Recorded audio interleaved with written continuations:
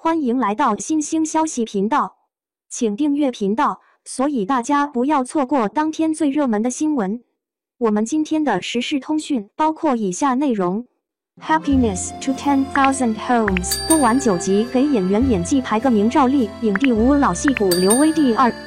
Happiness to 10,000 Homes 目前已经更新到第9集，越看越上头。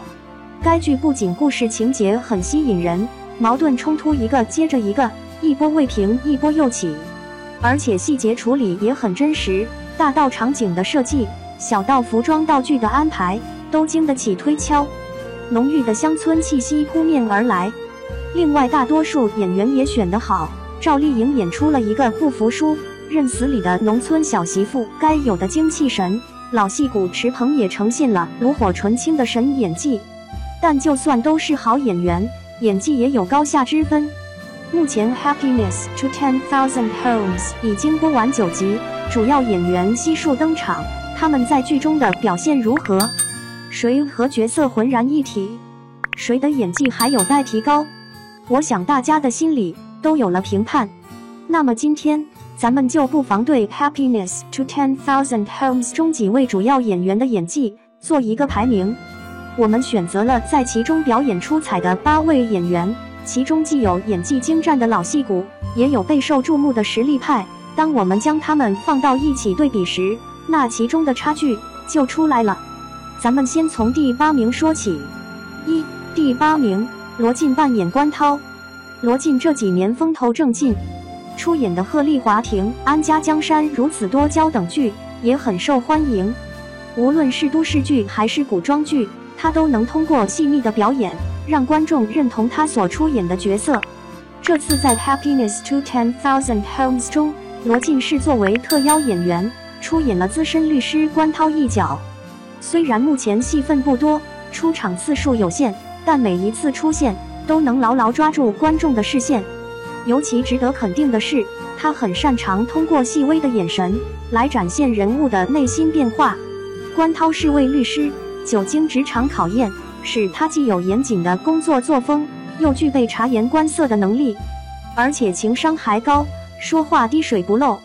罗晋较好地把握住了这个人物的职业特征和性格特点，尤其是在面对初入职场的何幸运时，他一方面表现出了一个都市暖男的关心和照顾，另一方面又将未婚男女之间的距离感和分寸感都掌握得恰到好处，体现了一个职业演员的专业水平。如果说罗晋在 Happiness to 10,000 Homes 中的表演还有什么可提高的地方的话，雅青觉得他所扮演的关涛与他之前在安家中所扮演的徐文昌有太多雷同之处，包括眼神、动作等都很相似。我想他如果通过表演和外部造型对这2个角色再进一步加以区分的话，那么呈现的效果一定会更加完美。在这一点上，我觉得宋嘉伦的表现就比罗晋更加抢眼。第7名，宋嘉伦扮演李公安。宋嘉伦和罗晋一样，也是一位实力派演员，但相比罗晋的人设固定，宋嘉伦却能做到演啥像啥，千人千面。宋嘉伦在 Happiness to 10,000 Homes 中出演一个配角，在第9集才出现，然而他一出场就让观众相信了他就是那个李公安。我们首先看到的是他的背影，穿着厚重的制服，骑着一辆破自行车，沿途和小街两边的商户打着招呼。转过身，我们看到的是一张朴实的就跟高粱似的黑红的脸，既有庄稼汉的淳朴憨厚，又有民警的笃定威严，一个带着泥土气息的基层民警的形象呼之欲出。宋嘉伦之前也演过众多脍炙人口的角色，如情系北大荒中的赵天顺，满秋中的郭志刚，红高粱中的罗汉，芈月传中的初里吉，军人使命中的龙潭大运河中的宋鲁生，功勋之屠呦呦的礼物中的老徐等。他演过小战士，也演过军长，演过武将，也演过商人，但无论哪个角色，他都演得人各有貌，绝不雷同。他是那种典型的巨抛脸，总是让观众记住角色而忘记演员。在 Happiness to 10,000 Homes 中，他出场晚，戏份也有限，但我们却都已经被他充满生活气息的表演所深深地吸引住了，并且对李公安这个角色在剧中的作用充满期待。3、第6名，曹征扮演万传家。和宋嘉伦一样，曹征也是郑晓龙导演很欣赏的一位御用演员。宋嘉伦在郑晓龙执导的《红高粱》《芈月传》《功勋之屠呦呦的礼物》等剧中都出演过角色，曹征也出演过郑导的《红高粱》和《芈月传》。我想，若非是对他们塑造角色的能力有相当的认可，郑导演也不会每次一拍戏就会找到他们。曹征在《Happiness to 10,000 Homes》中所扮演的万传家，也堪称栩栩如生。这个角色身上有一堆毛病，数次被网友骂上热搜。我觉得这恰恰就是曹征表演很成功的表现。剧中有好几场戏，曹征都给我们留下了非常深刻的印象。婚闹那场戏，作为观众看着好像很热闹，但其实曹征的表演是有控制的，并不过火。因为一旦过火，那性质就真的变了，真成了万传家耍流氓了。然而在出演教训老婆那场戏时，他却又显示出了非同一般的爆发力。但见他气得脸红脖子粗，上前啪的一声就给了老婆一巴掌，打完之后他也没有半分悔意，显然是当霸王已然成习惯。曹征在一些微表情上的处理也很准确，把一个有恃无恐但却也并非十恶不赦的小人演绎得活灵活现，分寸感掌握得恰到好处。4、第5名，赵丽颖扮演何幸福。赵丽颖不是学表演的科班出身，她之所以能够取得今天的成就，一靠天赋，2靠努力，3靠时运。她长得漂亮，一张精致的圆脸，俏丽如花，并且颇具辨识度，很容易让观众记住。这对一个女演员来说，无疑是巨大的优势。另外，她的确努力，她这一路走来，也并非一帆风顺，也是从演小配角开始，一步一个脚印，才成为了今天的顶流小花。然而，如果她没有遇到《陆贞传奇》《花千骨》《知否知否应是绿肥红瘦》等这些适合她戏路的作品的话，那么我想，她也不会那么快就拥有今天在演艺圈的地位。在《Happiness to 10,000 Homes》中，赵丽颖的演技是有很大进步的。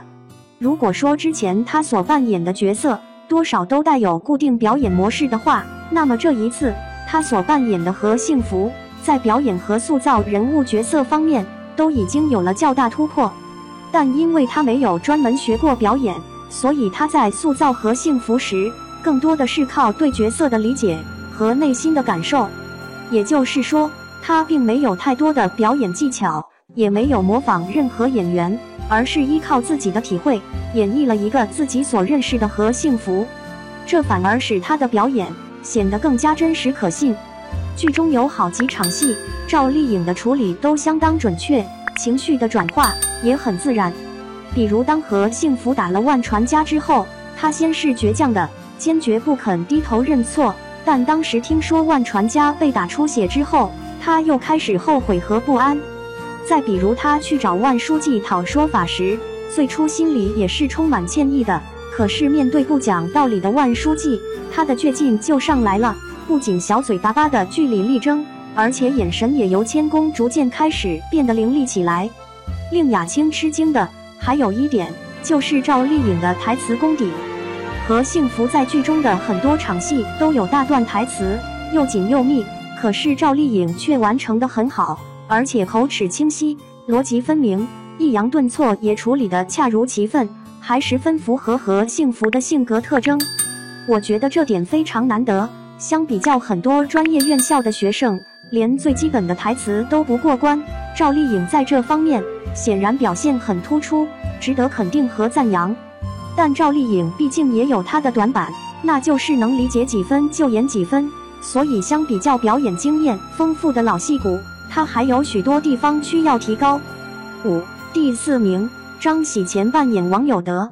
就在前不久，老戏骨张喜前还在热播剧《开端》中出演了瓜农马国强一角。然而这一次，当他在《Happiness to 10,000 Homes》中出现时，许多观众竟然没有将他认出来。尽管他这次扮演的王有德和开端中的马国强，连人物造型都一致，人设也有雷同之处，可是给观众的感觉却就是不一样。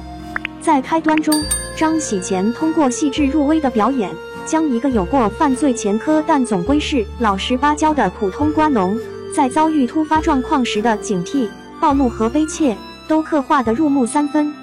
而这一次，张喜前却又把王有德这个万家庄小门小户村民的卑微、怯懦和窝里横的特点演绎得惟妙惟肖。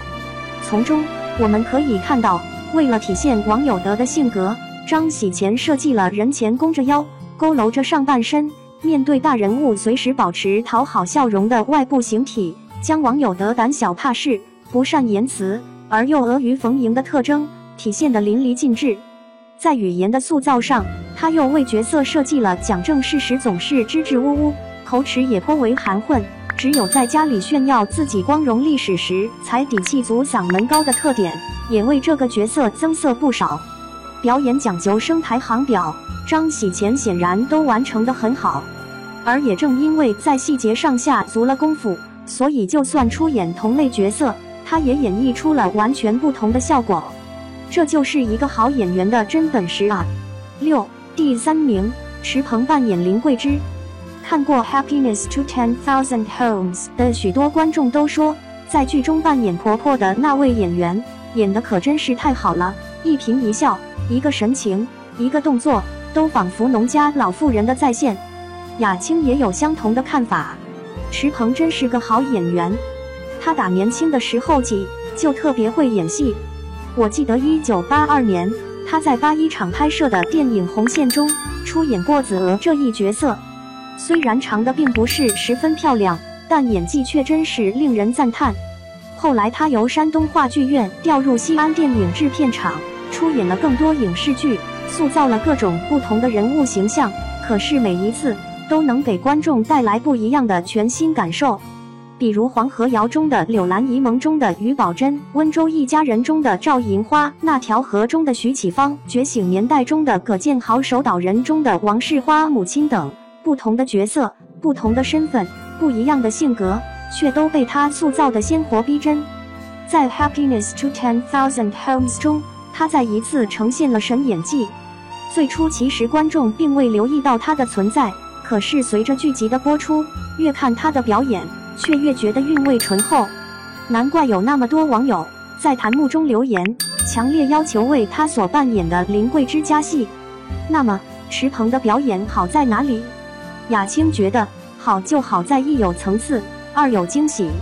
林桂枝在剧中最初给观众的印象也是胆小怕事、小心翼翼的，但随着剧情展开，我们却看到了这个人物身上的更多层面。出现在《Happiness to 10,000 Homes》中的池鹏，皮肤粗糙，发型简单，服装廉价，但这些都与林桂枝的身份十分吻合。然后他通过一些不起眼的小细节，比如喜欢歪头眨巴眼的习惯动作，来体现林桂枝的人物性格虽孤陋寡闻，并不自信，但内心却藏着巨大的梦想。池鹏通过眼神的变化，通过神情的转换，通过语气的调整，将林桂枝内心的沧桑和表面的乐观都呈现得层次分明。而在昨天更新的剧集中，池鹏的表演给我们带来了更大的惊喜。当林桂枝得知儿子为万书记踢伤之后，她心如刀绞，向幸福谈起了小时候庆来被村里孩子们欺负的场景，说到痛心处，她泣不成声。然而当幸福决定要为庆来讨回公道时，她又心有顾虑。可是面对儿媳的坚持，她最终还是选择相信幸福。她说：“妈羡慕你，可妈做不了你。”一句话将林桂枝那谨小慎微的外表下所隐藏着的不露声色的倔强和事与愿违的不甘，都完全的体现了出来。什么叫演技精湛？我觉得第一就是演员所扮演的角色令观众认同，第二就是演员的表演能够引起大家的共鸣。而显然，我觉得池鹏这两点都做到了。7. 第2位，刘威扮演万善堂。细腻、准确、自然、幽默、接地气，是老戏骨刘威在《Happiness to 10,000 Homes》中的表演，给我们留下的最深印象。他以富有层次与控制力十足的表演，准确地体现了人物在不同情况下内心的复杂感受和情绪变化。无论是万善堂在村民面前的踌躇满志，还是在儿子万传家面前的唯我独尊，还是在何幸福面前的气势受挫，刘威都以不同的表演方式，真实地表现出了万善堂在平静的外表下所隐藏的微妙情绪。万善堂是一个有抱负的村干部，也是一个有本事的领头人，然而他的身上也有许多性格缺陷，比如任性、易怒、骄傲自大、官架子十足等等。一个演员要将角色的多个层面都演绎出来，显然不是一件容易的事情。然而刘威却将这所有的特点都展现得无一遗漏。我觉得刘威是整部 Happiness to 10,000 Homes 中演得最好的演员之一。尽管他的脸我们是那么熟悉，可是看到剧中的他，还是觉得他就是万善堂本堂的存在。可是为何他不是 Happiness to 10,000 Homes 中排名第一的演员呢？因为我觉得唐曾所扮演的王庆来更加神形兼备，而且作为青年演员，我们更应该给予充分的肯定和鼓励。第一位，唐曾扮演王庆来。唐曾这位演员，要颜值有颜值，要气质有气质，要演技有演技，可为啥就是不红呢？我想这其中可能有两方面的原因，一是他低调不善炒作，有的演员走红是因为功夫在戏外，而唐曾显然是个把所有精力都放在戏中之人。二是他人设不固定，看他的演艺经历，他从出道以来就一直都在不断拍戏，然而却很少出演人设相同的角色。他似乎总在挑战自己，如此一来，演技愈发成熟稳健，驾驭各种角色都游刃有余。可是观众却只记得他扮演过的角色，而对他却并无过多了解。在 Happiness to 10,000 Homes 中，唐曾真是将自己变成了王庆来啊！黑红的面庞，粗糙的服装，笑起来憨憨的，这可不就是我们在乡村随处可见的农村后生吗？我记得在 Happiness to 10,000 Homes 开播前，剧组在网上举办了一个演员见面会，其他演员都打扮得光鲜亮丽的，却唯独唐曾还是一身王庆来的装扮，而且脸上的神情也还像王庆来那样谦恭而内敛，好像拍完了 Happiness to 10,000 Homes， 可是他却还在王庆来的人物状态里，没有出来一样。没来由的，我对这位演员的好感又增添了几分。看到他在 Happiness to 10,000 Homes 中的表现后，我更加为他竖起了大拇指。他所扮演的王庆来，窝窝囊囊，唯唯诺诺，并不讨喜。可是唐曾的表演却始终都在人物状态中，哪怕是站在背景处，或是淹没在人堆里，他都活在王庆来的世界里。幸福和庆来两口子来到万书记家，幸福大大方方的有话直说，而王庆来则两手夹在双腿间，三棍子打不出一句整话来。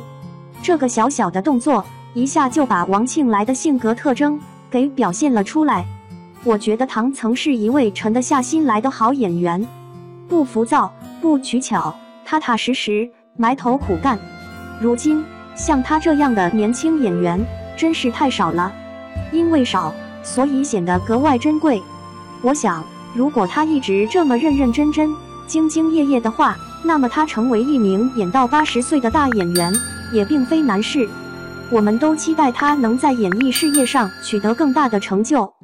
Happiness to 10,000 Homes 目前已更新到第9集。那么在各位看来， Happiness to 10,000 Homes 中演得最好的演员究竟是谁呢？